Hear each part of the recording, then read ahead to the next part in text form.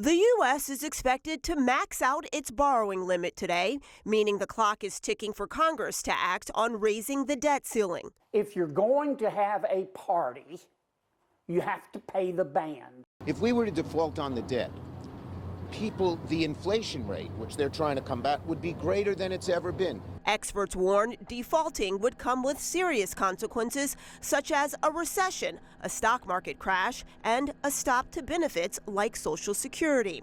The White House is pushing to avoid that by raising the debt limit with no strings attached. It means that if we're even thinking about a default or playing these kinds of political games, using the debt ceiling as hostage for the kinds of so-called negotiations these folks are talking about, it is the pinnacle of irresponsible governance. House Republicans want to negotiate significant spending cuts. Set a budget, set a path to get us to a balanced budget, and let's start paying this debt off and make sure the future generation has as many opportunities as we do. Treasury Secretary Janet Yellen sent a letter to Speaker McCarthy saying her department would take extraordinary measures so the U.S. can keep up with its obligations.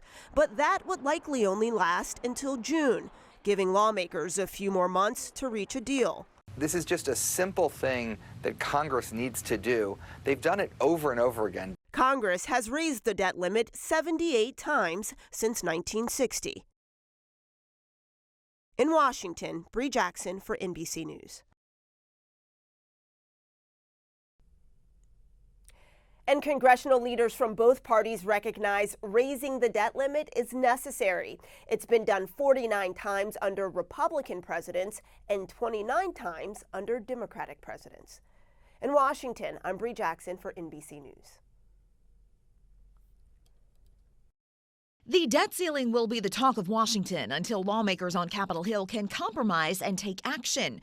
Treasury Secretary Janet Yellen starting a clock for Congress to either raise or suspend the country's borrowing cap beyond the current $31.4 trillion or risk an unprecedented U.S. default. Yellen wrote lawmakers on Friday to say the U.S. will hit its debt limit on Thursday, but the Treasury Department will take measures to allow breathing room until at least June. The last time a political debate pushed the U.S. to a brink of default was 2011, and the chaos resulted in the first long-term credit rating downgrade in the nation's history. To threaten to not pay America's debts would put all of us at risk. But new House Speaker Kevin McCarthy has indicated he may take a hard line on a debt increase, likely to satisfy some conservatives at the heart of his bruising battle for the gavel. Let's start paying this debt off and make sure the future generation has as many opportunities as we do. If Congress can agree on an increase, experts say interest rates on everything from your credit card debt to auto loans to mortgages could skyrocket as it becomes more expensive for the U.S. to borrow. The stock market could tank, hammering retirement accounts. And the Treasury Department might decide to delay or temporarily halt payments like Social Security checks, Medicare disbursements, and military pay to cover debts. And while Washington isn't panicking just yet, the White House has recommended that an agreement come sooner rather than later to avoid rattling an already uncertain U.S. economy. The $31.4 trillion U.S. debt limit is hovering over Washington, D.C. If I'm president of the United States and I want to be responsible, I do not want a gun pointed at my head every time the debt ceiling comes up. The debt limit established by Congress is the maximum amount that the federal government can borrow to pay its bills. Once breached, the U.S. will eventually start to default on loans, possibly affecting Social Security payments, veterans benefits, and federal employee pay. We've always paid our bills, and if we stop doing that, you're going to have an economic catastrophe. The Biden administration is calling on lawmakers in D.C. to come up with a solution. It is essential for Congress to recognize that dealing with the debt ceiling is their constitutional responsibility. This is an easy one. This is something that should be happening without conditions.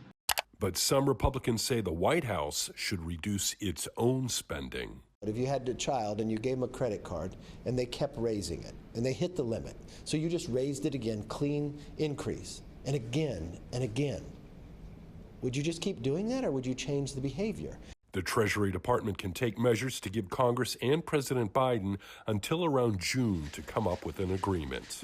I'm John Lawrence reporting. You'll likely see the headline today. The U.S. is expected to max out its debt limit, and that could potentially have economic effects for all of us. WRAL's Laura Levine is live at the State Capitol building to explain how this story will impact us all. Laura. Well, Renee, when a debt limit is reached, this means the U.S. will likely not be able to pay its bills. Some experts warn that this could have some serious consequences, such as a recession, a stock market crash, and a stop to benefits such as Social Security. Now, the current limit stands at about $31.4 trillion, and this is the legal limit, capping the amount of debt the country can take on. Congress needs to raise it, but neither side appears to be budging on the issue. I spoke with Duke Professor John Coleman. He explained what this means for people who depend on government payments. I don't think for the typical person this will have much of any effect. The only employees that might come under some uncertain times are government employees who rely on their check. If there indeed is a government shutdown, then they'll have to finance their spending for a while until they get that made up sometime down the road. He tells me he does believe that Congress will find a solution. The Treasury Department will take action today, giving lawmakers more time to make a deal. Laura Levine, WRAL News. We're live in Raleigh.